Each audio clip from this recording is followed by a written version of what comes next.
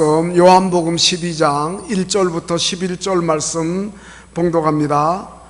신약성경 167쪽입니다. 신약성경 167쪽 요한복음 12장 1절부터 11절 말씀. 6월절 엿새 전에 예수께서 베다니에 이르시니 이곳은 예수께서 죽은 자 가운데서 살리신 나사로가 있는 곳이라. 거기서 예수를 위하여 잔치할새 마르다는 일을 하고 나사로는 예수와 함께 앉은 자 중에 있더라. 마리아는 지극히 비싼 향유 곧 순전한 나드 한 근을 가져다가 예수의 발에 붓고 자기 머리털로 그의 발을 닦으니 향유 냄새가 집에 가득하더라. 제자 중 하나로서 예수를 잡아줄 가룟 유다가 말하되 이 향유를 어찌하여 300데나리온에 팔아 가난한 자들에게 주지 아니하였느냐 하니 이렇게 말하면 가난한 자들을 생각함이 아니요 그는 도둑이라 돈깨를 맞고 거기 넣는 것을 훔쳐가미러라. 예수께서 이르시되 그를 가만두어 나의 장래할 날을 위하여 그것을 간직하게 하라. 가난한 자들은 항상 너희와 함께 있거니와 나는 항상 있지 아니하리라 하시니라. 유대인의 큰 무리가 예수께서 여기 계신 줄 알고 오니 이는 예수만 보기 위함이 아니요 죽은 자 가운데서 살리신 나사로도 보려 함이러라. 대제사장들이 나사로까지 죽이려고 모이하니 나사로 때문에 많은 유대인이 가서 예수를 믿음이로라. 아멘. 시온 찬양대 찬양으로 하나님께 영광을 돌리겠습니다.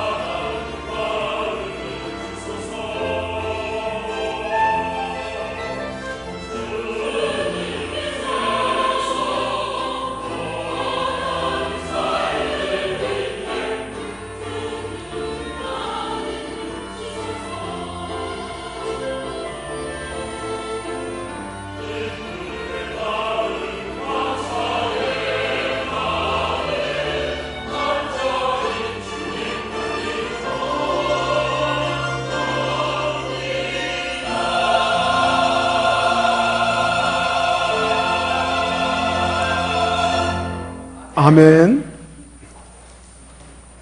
오늘 본문을 보면 예수님께서 유월절 엿새 전에 베다니를 찾으십니다. 이 베다니는 주님이 사랑하시던 나사로 그리고 마리아, 마르다가 살고 있는 곳입니다. 특별히 나사로는 요한복음 앞장에 나오는 11장을 보면 예수님께서 다른 곳에서 병든 나사로의 소식을 듣고 베다니 나사로의 집에 오셨을 때는 이미 나사로는 죽었고 그는 무덤에 들어간 지 나흘이나 되었습니다. 그러다가 예수님이 나사로의 무덤을 찾아가셔서 무덤 앞에 있는 돌문을 열게 하고 나사로야 일어나라 명령하시니까 이 죽었던 나사로가 수의를 걸친 채로 무덤 밖으로 걸어 나오는 거예요. 그러니까 그 장면을 목격한 사람들이 얼마나 큰 충격이었겠습니까? 더더군다나 나사로의 누이들 마르다 마리아는 예수님 오셨을 때 주여 주께서 여기 계셨다면 우리 오라버니가 죽지 않았을 텐데 그렇게 하였는데 죽었던 오라버니 나사로가 수의를 입은 채로 살아서 무덤 밖으로 걸어 나올 때 얼마나 감격스러웠겠습니까? 아직도 베다니 마을 사람들은 나사로가 살아서 무덤 밖으로 걸어 나오는 그때의 장면을 생생하게 기억하고 있었을 텐데 예수님이 유월절을 앞두고 엿새 전에 베다니를 찾으신 것입니다. 거기서 예수님을 환영하는 잔치가 벌어졌습니다. 본문에서는 그 잔치집이 장소가 어딘지 밝히지 않았지만 혹시 나사로의 집이 아니겠나 싶지만 그러나 같은 내용이 나오는 마태복음 26장과 마가복음 14장을 종합해서 보면 예수님이 베다니 마을에 다시 가셔서 환영받으신 잔치집은 바로 나사로의 집이 아니라 나병 환자 시몬의 집이었습니다. 예수님께서 나병 환자 시몬의 집으로 모시게 된 이유는 아마 그 시몬 나병 환자였던 그가 예수님에게 치유를 받아가지고 너무 그 은혜가 고마워서 그런 잔치자리를 베푼 것 같습니다. 만약에 나병에 걸려있는 그대로라면 유대인의 관례로는 나병 환자는 격리되어 살 수밖에 없기 때문에 그 자리에 참석할 수가 없었을 겁니다. 어쨌든 예수님께서 베다니 마을에 도착하셔서 시몬의 집으로 가시고 제자들과 그리고 나사로 그리고 마리아 시몬 마을 사람들이 전부 둘러앉고 잔치가 벌어지고 참석한 모든 사람들이 희색이 만연하고 정말 명절 같은 그러한 분위기였죠. 이렇게 많은 사람들이 주님께서 베풀어 주신 은혜에 기뻐하고 또 감사하고 즐거워하고 나병 환자로 있다가 깨끗함을 받고 또 나사로는 죽었다가 다시 살아나고 이러할 이 본인들뿐 아니라 또 그것을 보아온 많은 사람들이 들락날락하면서 예수님 바라보면서 즐거워하고 또 마르다 같은 여인은 그 잔치상 음식 준비하느라고 부엌에서 분주하게 움직이고 이것은 바로 교회의 모습이에요. 오늘 우리 영동제일교회가 언제나 주님 모시고 항상 기뻐하고 즐거워하고 또 천국 잔치가 벌어지고 그래서 축복의 공동체가 되어야 할 줄로 믿습니다. 우리 영동제일교회가 모든 성도들이 주일날 교회에 오는 것이 기쁘고 그리고 예배 가운데 감동이 있고 형제 자매들이 서로 사랑하면서 섬기고 그래서 아름다운 교회가 되어야 할 것이고 예수님 모시고 즐겁게 주방에서도 음식을 장만하고 그리고 모두 자원해서 즐겁게 봉사하고 그러면서 무척 기뻐하는 모습이 오늘 우리에게 있었으면 좋겠어요. 그래서 교회를 찾는 성도들을 위해 가지고 주차 봉사도 하고 안내도 하고 수금도 하고 식사 준비도 하고 찬양대도 하고 아이들 가르치기도 하고 그러면서 흐뭇해하는 분위기 가운데 주님의 몸된 교회를 섬긴다면 바로 주님을 섬기는 그 모든 섬김은 하나님 앞에 아름다움이 될 것입니다. 오늘 먼저 본문 가운데서 그 마르다의 일하는 모습을 보면서 그의 섬김을 보겠습니다. 마르다는 주님을 위한 섬김이 있었는데 오늘 본문에서는 거기서 예수를 위하여 잔치할세 마르다는 일을 하고 그렇게 이야기하고 있습니다. 분명히 그 일은 어떤 일이었겠습니까? 주방에서 일하는 음식 준비였을 겁니다. 누가복음 10장 40절도 보면 마르다는 준비하는 일에 마음이 분주했는데 자기 집에서나 어디를 가나 주방에서 일하기 좋아하는 여인입니다. 지금도 그녀는 예수님과 그곳의 사람들을 잘 대접하려고 주방에서 음식 준비하느라고 마음이 분주합니다. 요사이도 우리 교회 안에서 성도들을 잘 대접하려고 말없이 식사 준비에 분주한 분들이 계십니다. 여러분들, 우리가 그들에게 감사하는 마음이 있어야겠어요. 더욱이 요사이 같이 이 무더위에 불 앞에 앉아가지고 음식 장만한다는 거, 이거 보통 일 아니잖아요. 우리 모두 주방에서 섬기는 분들에게 항상 고마운 마음 가지시고, 그리고 식사도 맛있게 하시고, 또 반찬 타령이나 짜다, 싱겁다, 맵다 그렇게 불평하지 마시고, 음식 남기지도 말고, 그리고 받은 음식 잡수실 만큼 받아가지고 맛있게 잡수고 즐겁게 식사하면서, 식사 봉사하는 분들에게도 정말 수고가 많습니다 그렇게 인사하시고, 또 나오실 때에도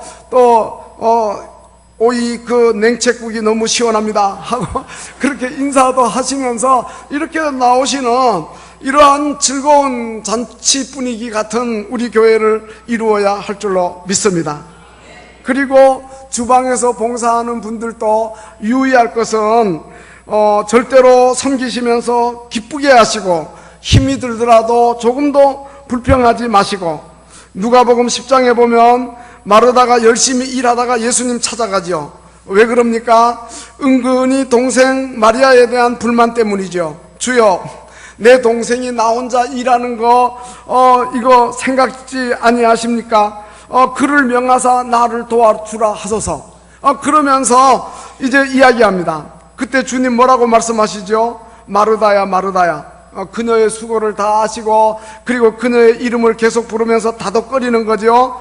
그러면서 너가 많은 일로 염려하고 근심하지만 몇 가지만 하든지, 혹은 한 가지만이라도 족하다. 음식 맛있게 준비하느라 수고는 많지만, 그러나 그 음식 준비하느라고 또 불평하는 거는 별로 안 좋다, 이런 뜻이 아니겠어요? 여러분, 주님을 위한, 주님의 몸된 교회에서의 지체가 되는 성도들 모두를 위한 섬김은 너무도 아름답고요, 그리고 어느 일이 더 중요하고 덜 중요한 것은 없습니다. 절대로 주방에서 섬기는 일이 성경 공부보다 못하지 않습니다. 다만 불평하는 일이 안 좋습니다. 그렇기 때문에 섬기는 일은 다 아름다운 일인 줄로 알고, 보세요, 주님을 위해서 진실되고 소박하며 부지런한 여인, 누가 시키지 않아도 어렵고 힘든 일을 스스로 말없이 척척해내는 그 마르다의 그 섬김이 얼마나 아름답습니까? 그녀는 주님을 사랑하기 때문에 그 사랑의 표현으로 열심히 일하는 것입니다. 거기서 예수님을 위하여 잔치할세 마르다는 일을 하고, 자신이 할 수 있는 모든 것을 주님을 위해 봉사하는 그 마르다의 섬김이 아름답다는 말씀입니다. 오늘날 또 주님을 위해 주님의 제자들과 많은 손님들을 대접하기 위해 열심히 일하는 마르다처럼 신실한 일꾼들 교회 구석구석에서 일하고, 그러면서 우리 교회를 지금 이루어 나가고 있는 것입니다.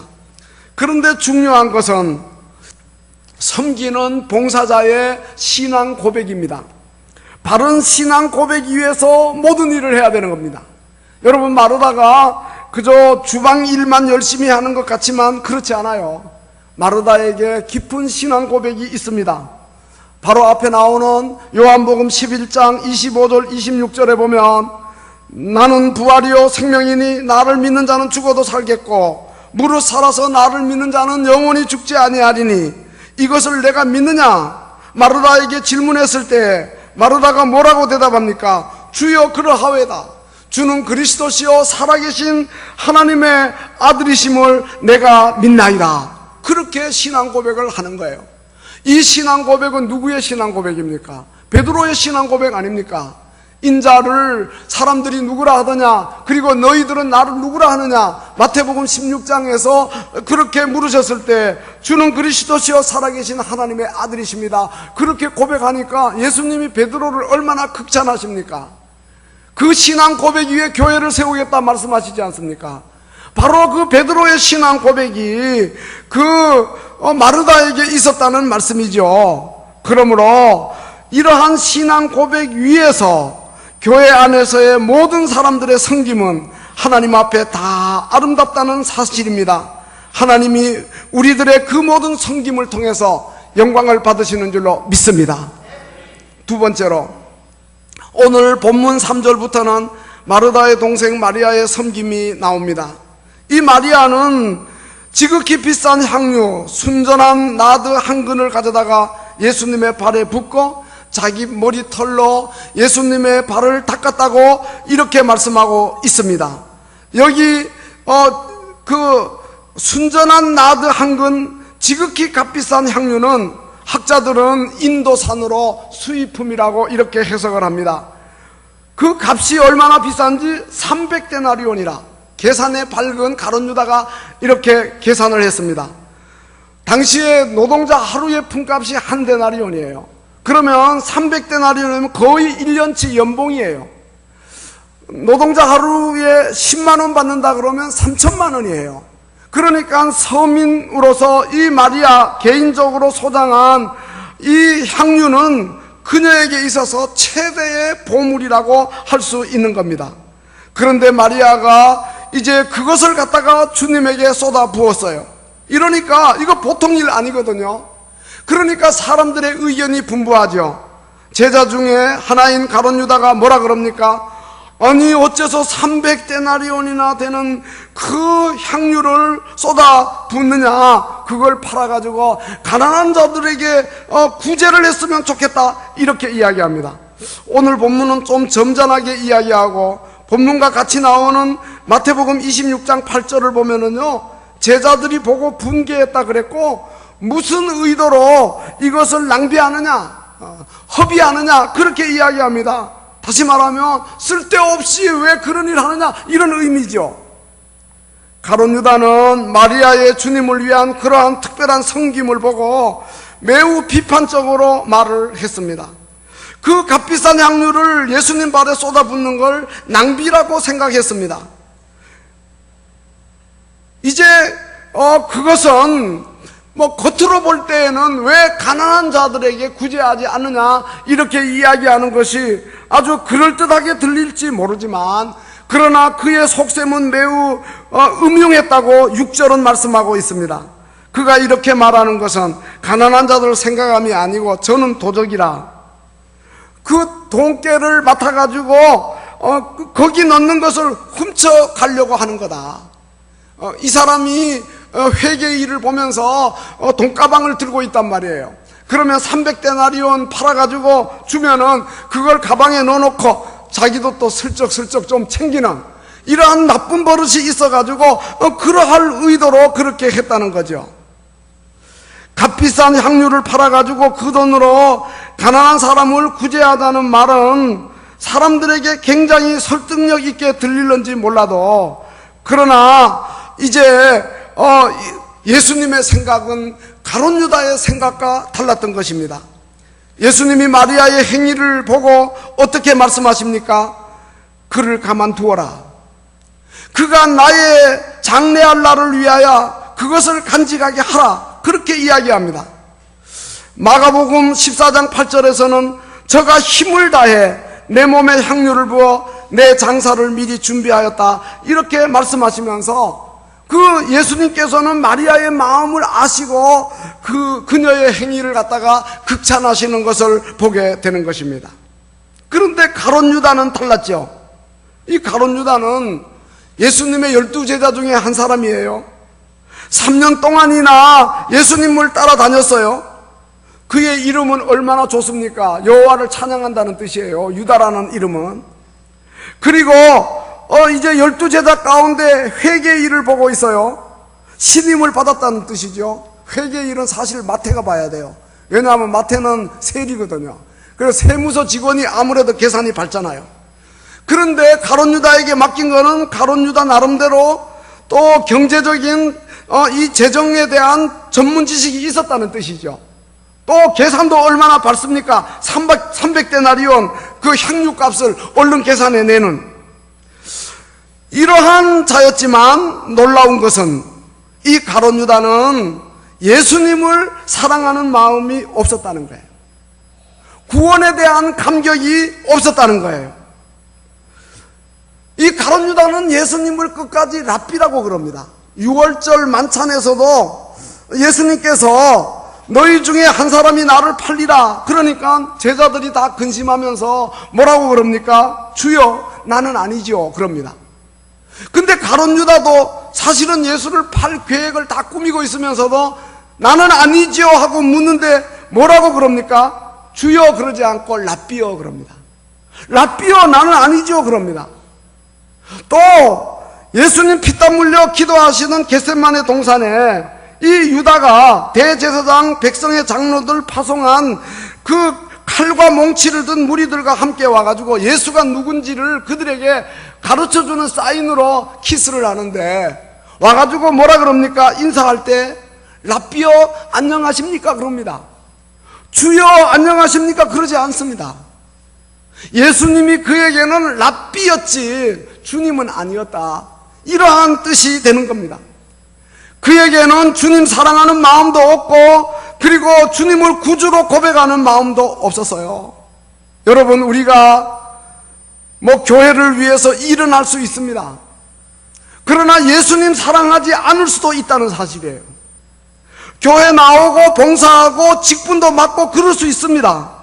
그러나 예수를 구주로 고백하지 않을 수도 있다는 거예요.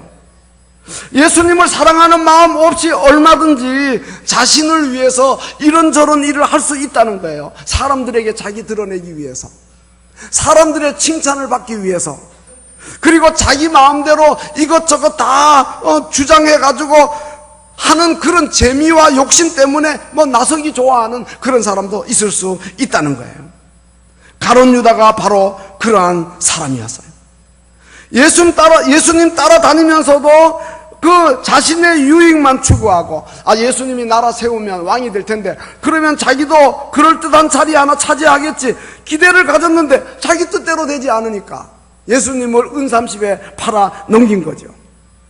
여러분 우리 주변에도 가룟 유다 같은 사람이 얼마든지 있을 수 있다는 걸 알고요 조심해야 되고요.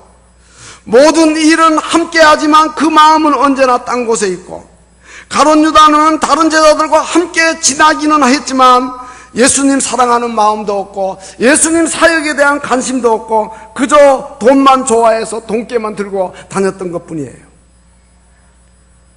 가룟 유다는 예수님을 사랑하는 마음이 전혀 없고 돈을 사랑하는 마음만 가득했으니 값비싼 향유를 쏟아부은 그 마리아에 대해서 이해가 안 가는 거예요.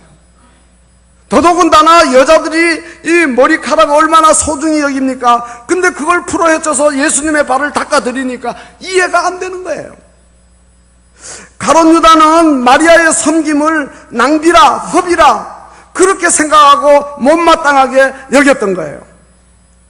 그러나 예수님은 가룟 유다가 마리아의 그 아름답고 귀한 헌신을 세상의 잣대로 보는 것을 나무라시는 것입니다. 그러면 어떻게 마리아는 주님을 향한 그런 아름답고 귀한 섬김을 보일 수가 있었습니까? 그 이유는 이 마리아에게는 남다른 주님을 아는 마음이 있었기 때문입니다. 성경 말씀을 자세히 보면 마리아는 항상 예수님의 발치에 앉아서 말씀을 들었습니다. 누가복음 10장 39절에 보면 이 마리아가 예수님의 발치에 앉아서 예수님의 말씀을 들었는데 예수님이 그 여인에게 무슨 말씀을 했겠습니까? 노닥거리면서 시간만 보낸 거 아니지 않겠어요? 분명히 십자가에 대한 이야기를 하고 부활에 대한 이야기를 하고 인류의 구세주로 하나님이신 그가 사람의 몸을 입고 이 땅에 오셨음을 설명했을 거단 말이죠. 물론 이제 그의 언니가 와가지고 불만도 토로했지만, 그러다 보니까는 그는 예수님의 마음을 알게 되었고, 예수님을 사랑하는 마음이 불일 듯 일어나게 되었고, 그래서 예수님 들려주시는 말씀을 통해서 예수님에 대해 많이 알고 깊이 알다 보니까 이제 예수님이 십자가에 못 박혀 죽으실 걸 알게 되고, 그래서 그는 결심하고 자기에게 있는 300데나리온에 나가는 보물 옥합 들고 온 거예요. 그래서 옥합을 깨뜨려 향유를 쏟아 부은 거예요. 그리고 머리카락으로 예수님의 발을 닦아드리면서 십자가에 돌아가실 예수님의 장례식을 준비했던 겁니다. 사랑하는 성도 여러분, 오늘 우리도 마리아처럼 항상 예수님께 가까이 나와서 그의 발치 앞에 앉아서 주님의 말씀을 경청하는 자가 되십시다. 일만 하느라고 분주해하지 말고 주님의 말씀 경청하면서 예수도 알기 원하네, 크고도 넓은 은혜와 대속해 주신 사랑을 간절히 알기 원하네, 내 평생의 소원, 내 평생의 소원, 대속해 주신 사랑을 간절히 알기 원하네. 성령이 스승 되셔서 진리를 가르치시고 거룩한 뜻을 깨달아 예수를 알게 하소서. 이러한 찬송이 우리 마음속 깊은 곳에서 우러나와야 하겠습니다. 마리아가 옥합을 깨뜨려 향유를 부은 것을 이 가룟 유다가 생각한 것처럼 절대로 허비나 낭비가 아닌 거예요. 가룟 유다는 3년간이나 예수님을 따랐지만은 예수님의 가치를 몰랐기 때문에 허비다 낭비다 그랬지만은, 그러나 예수님의 가치를 밝히 안 마리아에게 있어서는 옥합을 깨뜨려 향유를 부은 것이 절대로 아깝지 않았다는 말씀이죠. 유명한 전도자요 영성가였던 워치만 리는 한 번은 길을 가다가 대학 다닐 때에 자기를 가르친 스승을 만나게 되어서요, 오랜만에 만났기 때문에 다방에 가서 차를 한잔하게 되는데, 이런저런 얘기하는 가운데 스승이 이 워치만 리에게 이야기합니다. 나는 자네가 사회에 나가서 큰 인물이 될 줄 알았네. 그런데 그 뛰어난 재능을 가진 자네가 어쩌다가 복음 전도자가 되어서 인생을 낭비하는가, 인생을 허비하는가, 이제 그렇게 이야기한 거예요. 그때 워치만 리는 마음속으로 주님께 크게 감사했다고 합니다. 나의 삶을 주님을 위해 낭비할 수 있게 해주시니 감사합니다. 이 워치만 리의 생각은 주님을 위한 모든 삶은 이건 보통 낭비가 아니고 이 세상 그 무엇과도 비교할 수 없는 지극히 거룩한 낭비라고 그가 생각했기 때문인 겁니다. 사랑하는 성도 여러분, 마리아의 관심과 초점은 오직 예수 그리스도였습니다. 그러니까 예수님이 초점이고 관심이니까 향유를 쏟아 부어도 머리카락으로 닦아드려도 아깝지 않았단 말이에요. 오늘 우리의 관심과 초점은 무엇입니까? 마리아처럼 워치만 리처럼 예수 그리스도가 여러분의 관심과 초점입니까? 아니면은 여러분의 관심과 초점이 이 세상에서 성공하고 출세하고 부자되고 명예 얻고 권력 잡고 세상의 부귀영화 누리는 겁니까? 요한일서 2장 15절부터 보면 이 세상이나 세상에 있는 것들을 사랑치 말라. 누구든지 세상을 사랑하면 아버지의 사랑이 그 안에 있지 아니하니라 그랬습니다.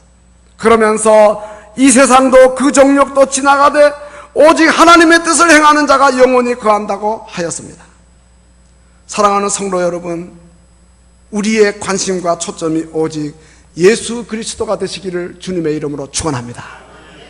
그래서 예수 그리스도께서 기도하라 하면 기도하는 거고, 예수 그리스도께서 금식하라 하면 금식하는 거고, 선교하라 하면 선교하고, 선교지 교회 세우라 그러면 교회 세우고, 봉사하라 하면 봉사하고, 헌금하라 하면 헌금하고, 시간 내라 하면 시간 내고, 재능을 바치라 하면 재능을 바치는 겁니다. 모든 것을 아낌없이 자원하여 기쁘게 하는 그거, 예수 그리스도가 그의 초점이고 관심이 되기 때문이고, 바로 그것이 예수님을 위해 우리의 옥합을 깨뜨려 향유를 붓는 거예요. 우리 모두 예수님의 마음을 알아서 마리아처럼 우리의 옥합을 깨뜨려 향유를 붓는 자가 됩시다. 여러분, 옥합을 깨뜨린다는 것은 자기를 깨뜨린다는 뜻입니다. 자기를 깨뜨려야만 향유가 흘러나오는 거예요. 옥합을 깨뜨리지 않는데 어떻게 향유가 흘러나옵니까? 다시 말하면 나 자신을 깨뜨려, 나의 이기심과 나의 욕심을 깨뜨려 예수가 흘러나오게 해야 돼요. 예수의 향기가 진동하게 해야 돼요. 그래서 땅끝까지 복음이 전파되고 상처받은 수많은 영혼들이 예수로 말미암아 구원 얻게 되고, 우리가 옥합을 깨뜨려 예수님께 바침으로 말미암아 수많은 사람들이 예수 믿고 선한 영향을 받고, 그리고 그들의 삶에 변화를 일으키는 이런 일이 우리 가운데 있어야 된다는 거예요. 이 섬김이 주님 앞에서의 아름다운 섬김입니다. 마지막 세 번째입니다. 나사로의 섬김에 대해서 말씀을 드리고자 하는 것입니다. 앞장 11장에 나오는 내용 앞에서 말씀드렸습니다. 무덤에서 장사되어 나흘되고, 그런데도 불구하고 예수님이 오셔서 무덤 앞에 서서 무덤 문을 열고 나사로의 이름을 부르며 나사로야 나오라 할 때 그가 일어나서 수의를 입은 채로 걸어 나왔는데, 이 사건을 통해서 우리 주님이 보여주시고자 하는 것은 사람의 죽음이 끝이 아니고, 그리고 죽음 이후에 장차 부활이 있다는 걸 나사로를 통해서 보여준 거예요. 세상 마지막 날 예수님이 오셔서 죽은 자의 이름을 부를 때 다 부활할 것입니다.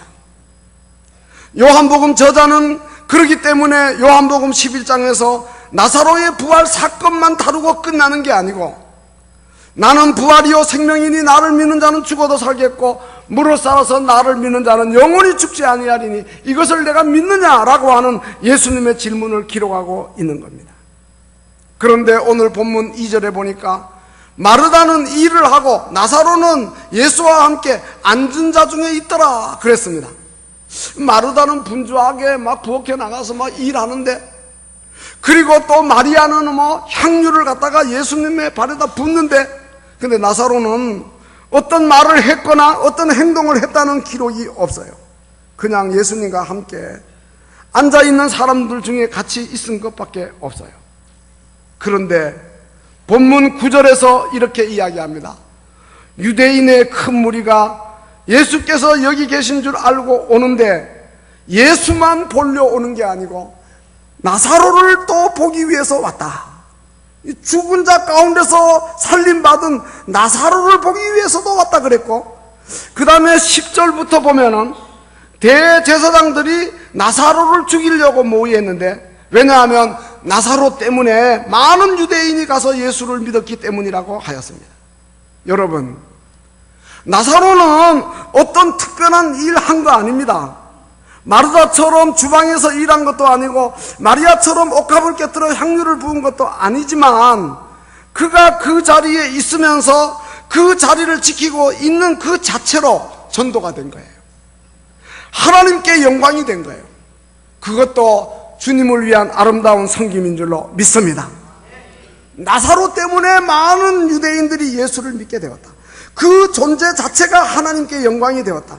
주변 많은 사람들에게 그리스도의 향기가 되고 축복의 통로가 되었다는 사실입니다. 이 나사로가 사실 유대인들에게는 귀찮은 존재죠. 이 나사로의 부활을 보고 이제 그 유대인들이 예수를 하나님이 보내신 그러한 하나님의 아들이요 구주이심으로 알게 되니까 눈에 가시 같은 존재였던 거예요. 그러나 나사로는 하나님의 영광을 위해 죽었다가 다시 살아났고, 그리고 그 부활의 표적으로 주님의 능력과 표적을 나타내는 증인이 되었으니 그의 섬김이 얼마나 아름다운가 하는 것이죠. 사랑하는 성도 여러분, 오늘 우리도 나사로처럼 주님 사랑받는 자 되고, 나 때문에 주님이 하나님의 참 아들이심이 증거되고 모든 사람이 예수님을 믿도록 증거하는 이러한 우리가 되었으면 좋겠어요. 그래서 나사로처럼 새 생명으로 살아나서 거듭나고 성결해서 옛사람 죽고 새사람이 되어 우리의 변화된 성품, 인격, 그 생활이 우리가 뭐 말로 많이 말하지 않더라도 우리 주변 사람들을 감화시킬 수 있다면, 주님께 영광을 돌릴 수 있다면 그것이 얼마나 아름다운 섬김이 되겠느냐 하는 것입니다. 바울은 고린도전서 10장 31절 이하에서 먹든지 마시든지 무엇을 하든지 다 하나님의 영광을 위해 하고, 유대인에게나 헬라인에게나 하나님의 교회나 거치는 자 걸림돌이 되지 말고 나와 같이 모든 일에 모든 사람을 기쁘게 하여 자신의 유익을 구하지 아니하고 많은 사람의 유익을 구하여 그들로 구원을 받게 하라 하였습니다. 바로 나사로는 그와 같은 사람이었던 거예요. 오늘 우리들에게도 그와 같은 은혜를 주시옵소서. 그 아름다운 섬김으로 하나님께 영광을 돌리게 해달라고 기도하는 우리 모두가 되어야 할 줄로 믿습니다. 결론으로 말씀을 맺습니다. 교회 성도들의 섬김은 다 아름답고 귀합니다. 어떤 섬김도 아름답지 않은 섬김이 없습니다. 그러므로 서로를 존중하고 존경해야 되는 것입니다. 교회 안에는 일하지 않는 것 같아도 헌금 많이 하시는 분도 계시고요, 헌금하지 않는 것 같아도 또 이제 기도 많이 하는 분 계시고요, 또 주방에서 또 묵묵히 봉사하는 분 계시고요, 뭐 찬양으로, 또 주일학교 교사로, 중보기도 사역으로, 주차 봉사로, 뭐 안내와 수금으로, 재정부에서 강당 꽃꽂이로 자기 자리 꾸준히 지켜나가는 분들이 많아요. 그분들 때문에 이 교회가 있는 거예요. 그러므로 그 모든 섬김이 다 아름답고 그 어느 하나라도 귀하지 않은 거 없는 줄 알고, 정말 바울이 그렇게 말했습니다. 너희는 그리스도의 몸이요 지체의 각 부분이다. 지체는 많으나 몸은 하나라. 눈이 손더러 너 쓸데없다. 또 머리가 발더러 너 쓸데없다. 그렇게 하지 말라는 거죠. 더 약하게 보이는 게 오히려 더 욕이 날 수 있다는 거죠. 바로 주님을 위한 모든 섬김이 다 아름다운 줄로 알고, 중요한 것은 바른 신앙 고백 위에서 하는 것, 그리고 중요한 것은 자기를 나타내려 하는 거 아니고 주님을 사랑하는 마음으로 하는 것, 중요한 것은 정말 사람 눈에 작게 보일지라도 우리가 그러한 바른 신앙 고백이 위해서 주님 사랑함으로, 감사함으로, 감격으로, 겸손히 기쁘고 즐겁게 하는 모든 섬김이 다 아름답고, 바로 그 섬김으로 주님께는 영광이 되고 교회에는 유익이 되고 모든 사람에게는 축복의 통로가 되는 줄로 믿습니다. 이러한 은혜가 우리 모두에게 임하시기를 주님의 이름으로 축원합니다. 기도하시겠습니다.